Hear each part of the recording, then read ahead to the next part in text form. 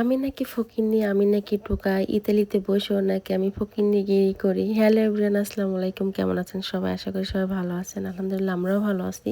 কেন আমি ফকিন্নি, কেন আমি টোকাই সেটা আপনাদেরকে পরে বলতেছি। এখানে হচ্ছে গিয়ে আমি রান্না বসিয়ে দিছি। আমি হচ্ছে রান্না করবো আজকে পাঙ্গাস মাছের মাথা দিয়ে পুঁই শাক। তো প্রথমে আমি পেঁয়াজটাকে ভালো করে ভেজে এর ভিতরে দিয়ে দিছি পেঁয়াজ বাটা, রসুন বাটা, তারপরে দিয়ে দিলাম গুঁড়া মশলার ভিতরে দিছি হচ্ছে জিরার গুঁড়া আর হলুদের গুঁড়া, লবণ। এরপর পানি দিয়ে মশলাটাকে কষিয়ে দিয়ে দিছি পাঙ্গাস মাছের এই যে মাথাটাকে আর হচ্ছে লেজ আর এক পিস মাছ, এটা দিয়ে হচ্ছে গিয়ে আমি পুঁই শাকটাকে রান্না করব। তো আমি হচ্ছে মাছটাকে একটু ভালো করে কষিয়ে নেব, এরপরে হচ্ছে পুঁই শাকটাকে দিয়ে দিব। তো পাঙ্গাস মাছের মাথাটা এই পাশে কষানো হচ্ছে আর এই পাশটাতে পাশের কড়াইতে আমি রান্না করে নিচ্ছি হচ্ছে পাঙ্গাস মাছ রান্না করব বেগুন আর হচ্ছে আলু দিয়ে। তো এখানে আমি মশলাটাকে কষিয়ে নিচ্ছি। তো এখানে আমি পেঁয়াজটাকে ভালো করে ভেজে তারপর আদা রসুন বাটা দিয়েছি আর এখন হচ্ছে সব গুঁড়া মশলা দিয়ে দিয়েছি, ধনিয়া, জিরা, হলুদ গুঁড়া, মরিচের গুঁড়া আর হচ্ছে আমার বানানো মশলা যেটা আমি বাসায় বানাই ওইটা, আর হচ্ছে পরিমাণ মতো লবণ দিয়ে দিছি। এরপর ভালো করে মশলাটাকে কষিয়ে এই যে আমি একটু পানি দিয়ে দিছি আর এখন হচ্ছে গিয়ে মাছগুলা দিয়ে দিব এক এক করে। পাঙ্গাস মাছটাকে আমি কিন্তু ভালো করে লেবু আর লবণ দিয়ে মাখিয়ে রেখেছিলাম অনেকটা টাইম, তারপর হচ্ছে ধুয়ে পরিষ্কার করে নিছি। আমি হচ্ছে পাঙ্গাস মাছটাকে হালকা গরম পানি দিয়ে ধুয়ে নিছি। কিছুটা টাইম আমি পাঙ্গাস মাছটাকে করছি হচ্ছে ভিজিয়ে রাখছিলাম গরম পানিতে যাতে গন্ধ না আসে।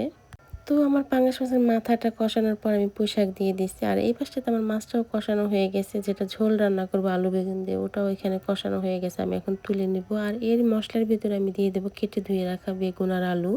আলু বেগুনটাকে দিয়ে ভালো করে কষিয়ে নেব আমি এখন।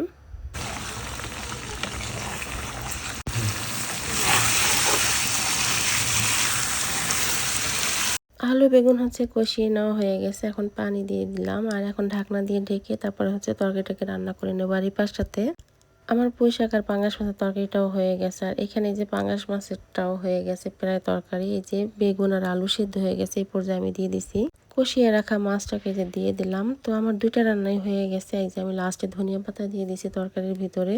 আর আমি কেন ফকিনি সেটা বলতেছি, আমি হচ্ছে কি পাঙ্গাস মাছ খাই না, সেটা তো আপনাদেরকে আগেই বলা হয়েছে যে আমি পাঙ্গাস মাছের তরকারি খাই না। তো আমি রাস্তার পাশে একটা জায়গায় ঘুরতে গেছিলাম আর কি, সেখান থেকে আমি কিছু শাক তুলে আনছি। তো এই শাকটা তো হয়তো কম বেশি সবাই চিনেন। এই যে এই শাকটা আমি দেখে আসলে লোভ সামলাইতে পারি না। এই শাকটার অনেক অনেক রিভিউ দেখছি আমি। এই শাকটা হচ্ছে ঔষধি একটা শাক, প্লাস প্রচুর পরিমাণ ভিটামিন, যার কারণে এটা দেখে আমি তুলছি। তো এটা তোলার কারণে আমার হাজব্যান্ড আমাকে ফকিন্নি বলছে এত কিছু খাওয়ায় তারপর তোমার শাকের লোভ যাচ্ছে না, তোমার এটা কুড়াই খাইতে হবে কেন? এটা বললেই তো আমি খুঁজে বের করতাম, কিন্তু আসলে এটা খুঁজে বের করা সম্ভব না, এটা কোথাও বিক্রি হয় না, এটা কোনো হাট বাজারে পাওয়া যায় না, যার কারণে সে আমাকে কিন্তু কিনেও খাওয়াইতে পারে নাই। যাই হোক, এটা আমি দেখে রাস্তা থেকে কুড়াই আনছি, যার কারণে সে আমাকে এটা বলছে যে আমি ফকিন্নিদের মতন শাক কুড়াচ্ছি।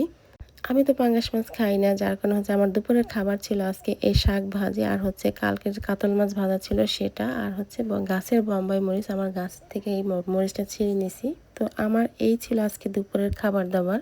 তো ভিডিওটি কেমন লাগছে অবশ্যই সবাই কমেন্ট শেয়ার করবেন। সবাই ভালো থাকবেন। আল্লাহ হাফেজ।